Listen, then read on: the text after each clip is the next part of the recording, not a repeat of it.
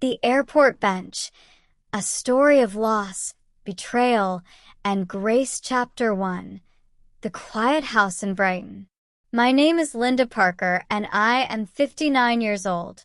For 8 long years, I lived completely alone in my small house in Brighton after my husband passed away.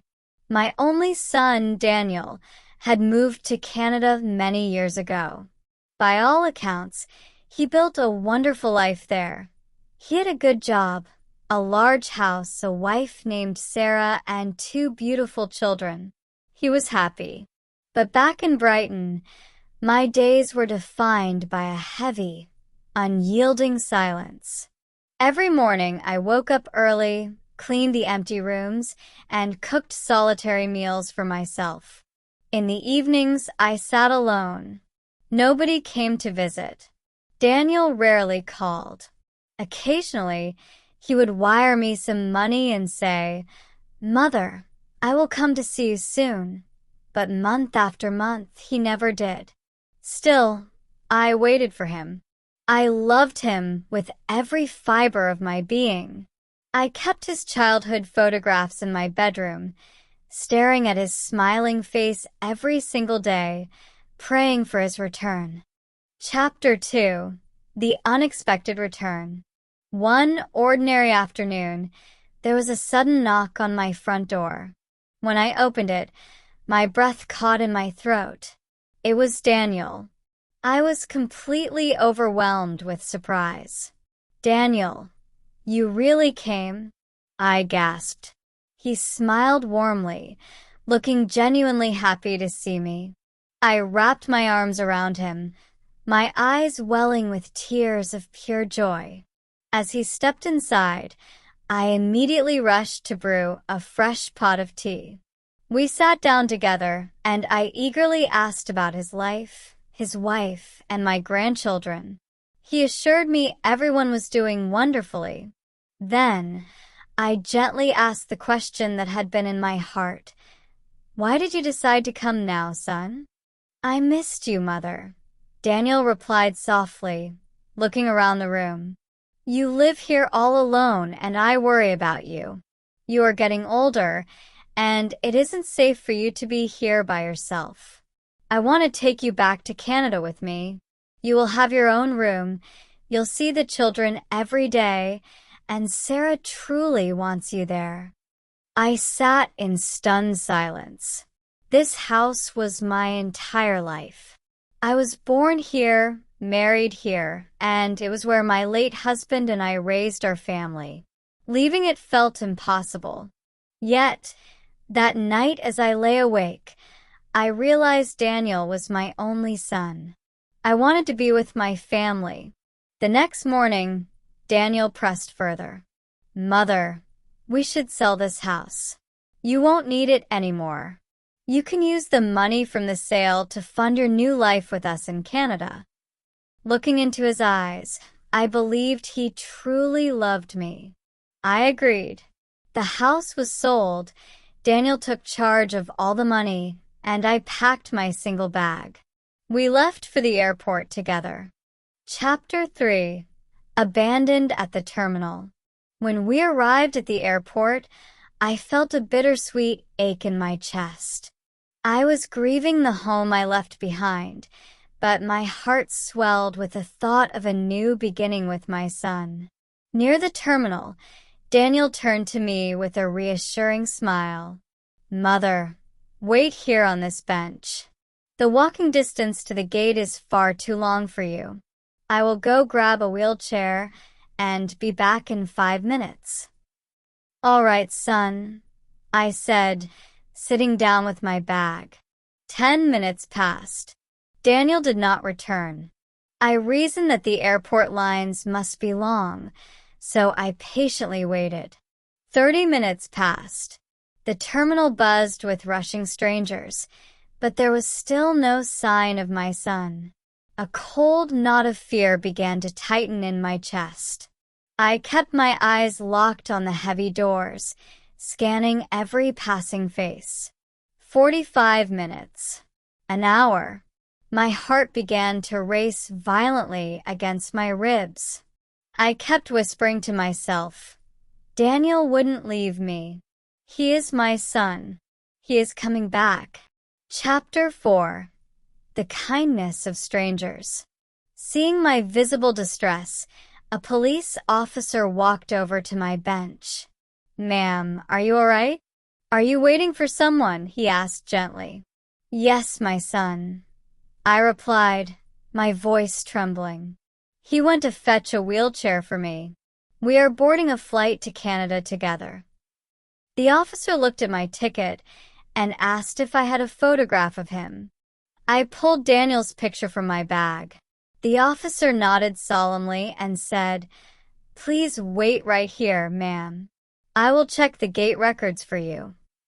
After what felt like an eternity, the officer returned. His shoulders were slumped, and his expression was profoundly heavy. He sat down directly next to me on the bench, taking a deep breath. Ma'am, I am so sorry, he said, his voice dropping to a whisper. Your son has already boarded the flight. He did not request a wheelchair. He cleared security, boarded alone, and the plane has already taken off. I froze. The world around me went completely silent, and for a terrifying second, I thought my heart had stopped beating. No, that can't be true, I argued weakly, tears finally spilling over. My son loves me. He promised he was taking me with him. I checked the security logs myself, ma'am, the officer said gently, his own eyes growing wet. Some people forget their hearts. I am truly sorry.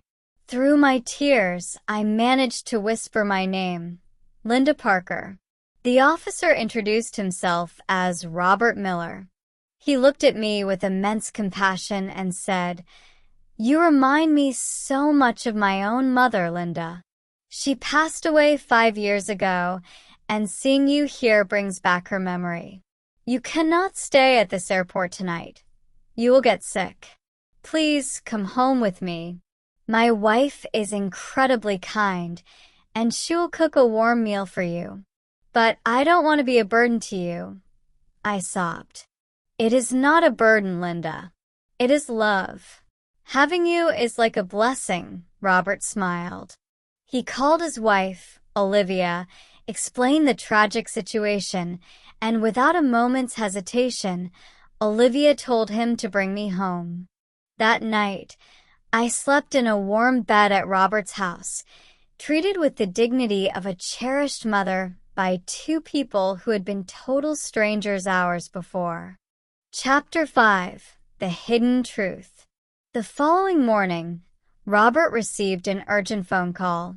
I watched him step into the hallway, speaking in hushed, strained whispers. When he walked back into the room, he smiled and assured me everything was fine, but I could see a profound, haunting pain buried deep in his eyes.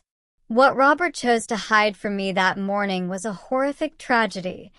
The flight Daniel had boarded to Canada had tragically crashed shortly after takeoff. There were no survivors. Daniel was gone, but Robert chose to keep that agonizing truth a secret. He knew that despite the cruel betrayal at the airport, I still fiercely loved my son. He knew I would spend my remaining days praying for him, holding on to the hope that he might one day walk through the door to apologize. Robert chose to protect my fragile heart from a pain that would have surely broken it completely. Chapter 6. A New Home. As the days blended into months, Robert and Olivia's house truly became my home. Robert took care of my medical appointments, bought my prescriptions, and protected me fiercely. Olivia treated me with the utmost respect and love, stepping into the role of the daughter I never had. I filled my quiet days praying for Daniel's soul, praying for the beautiful grandchildren he left behind in Canada, and praying that no mother on earth would ever experience the crushing weight of abandonment I felt at that airport terminal. One evening, as we sat together at the dinner table, Robert looked at me softly. "Linda, do you ever find yourself thinking about going back to your old house in Brighton?" I looked at Robert, then at Olivia, and smiled through a tear of profound gratitude. "I may have lost that old brick house," I said softly, "but I found a true home here. Daniel may have walked away from me, but in losing him, I was blessed with a son I truly deserved." Key themes and reflection. Blood versus chosen family. The story beautifully illustrates that true family is defined by actions, respect, and unconditional care, rather than genetic codes. The weight of a merciful lie. Officer Roberts' decision to hide the plane crash demonstrates a high level of emotional intelligence, choosing to preserve a mother's hope rather than crushing her with a final, brutal reality. Resilience and grace.